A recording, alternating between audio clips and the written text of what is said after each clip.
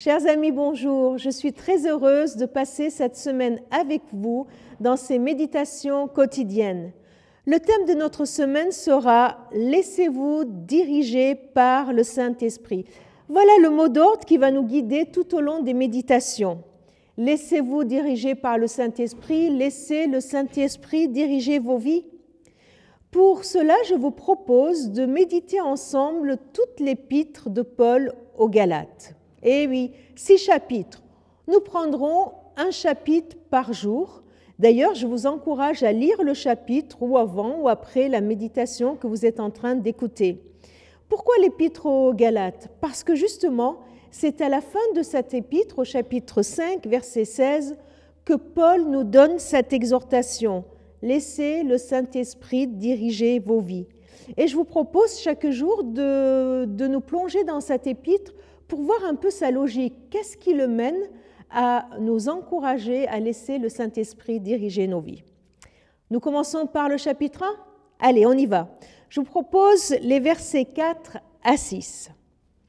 Le Christ s'est donné lui-même pour nous sauver de nos péchés, afin de nous arracher au monde présent dominé par le mal, selon la volonté de Dieu, notre Père. À Dieu soit la gloire pour toujours. Amen. Je suis stupéfait de la rapidité avec laquelle vous vous détournez de Dieu. Il vous a appelé par la grâce du Christ et vous vous tournez vers une autre bonne nouvelle. Voilà le début, le point de départ. Tout commence par l'œuvre de Christ, ce que lui, il a fait pour nous. C'est ça le début de notre marche chrétienne, le début de cette marche où nous voulons laisser le Saint-Esprit diriger nos vies. L'œuvre du Christ est décrite dans un double aspect. D'abord, il est dit que Christ s'est donné lui-même pour nos péchés. Cela nous rappelle la parole que Jésus a donnée à Nicodème. Dieu a tant aimé le monde qu'il a donné son Fils. Ici, c'est le Fils, le Christ lui-même qui se donne. Conformité absolue entre la volonté du Père et la volonté du Fils. Un don de vie, un don de la vie du Fils. Deuxième aspect, c'est son œuvre. Il nous a arrachés du monde présent dominé par le mal. Il nous a arrachés. Vous imaginez cette action? Une action forte, puissante, radicale. Il est arraché, efficace. Pas de demi-mesure. Ce monde présent, c'est tout simplement le monde sans Dieu, où les valeurs du royaume de Dieu ne sont pas recherchées.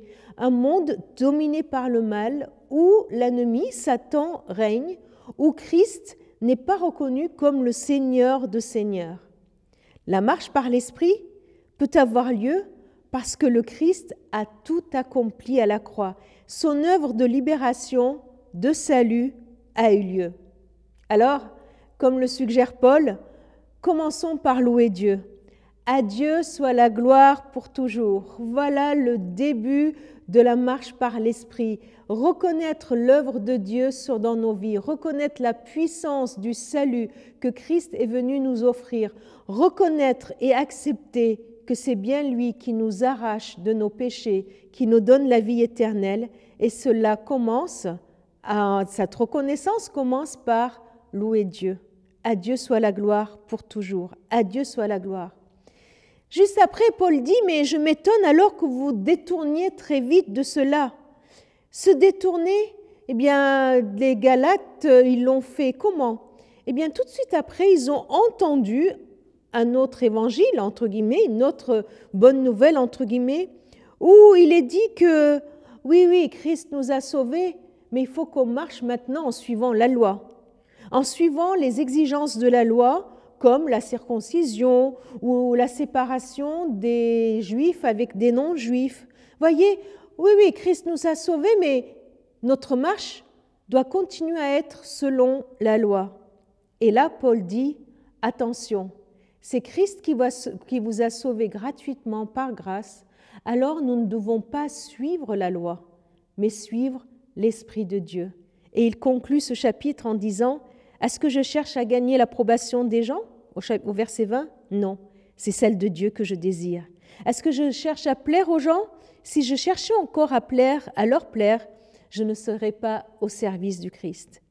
Puisque c'est le Christ qui nous a sauvés, cherchons à le suivre lui, à lui plaire à lui et non aux hommes, sans rien rajouter.